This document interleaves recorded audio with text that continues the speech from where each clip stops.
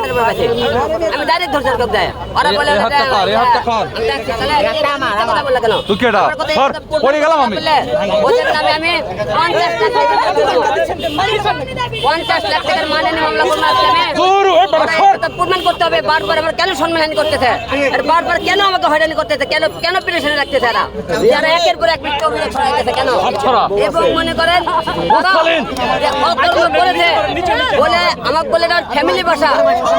বাসাতে সে রাতের বেলা কি করে রাতের বেলা বাসায় কেন যাবে আপনার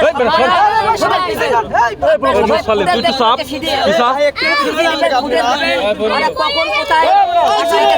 অবশ্যই সিসিটিভি ফুটেজ দেবেন তারপরে মনে করেন ওরা যে অকর্ম করেছে সে অকর্ম রেকর্ডটা আমার থেকে নিয়ে যাবেন ওরা বলে আমরা জাস্ট আমাদের কো আর্টিস্ট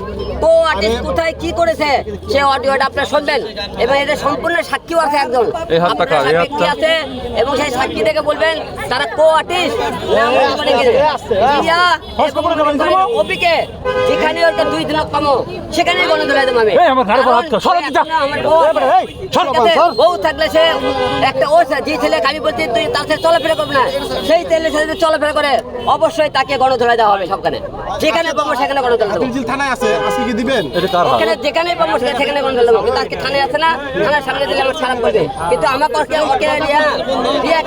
গণ ধরে দিই এর কোনো বিচার হবে না কারণ আমি মানা করছি রিয়াকে মানা করছি তার সত্ত্বেও তোরা চলাফেরা করতেছো তার মানে এরা গণ ধরে খাবে এর কি অকর্ম এটা দিন এটা বেড়ে যাচ্ছে কালকে সেটা লাইভে রাত্রের বেলা আসে আমার নামে কি অকর্ম প্রচার করতেছে বারবার খালি একটা কথাই অভিযোগ করতেছে হিরো আলম আমাকে যেতে বলছে যেতে আরে বেটা তোরা যেতে বললে অফিসে যেতে বলবো তুই বাসায় গেলি কেন বাসায় তো সম্পূর্ণ মিথ্যে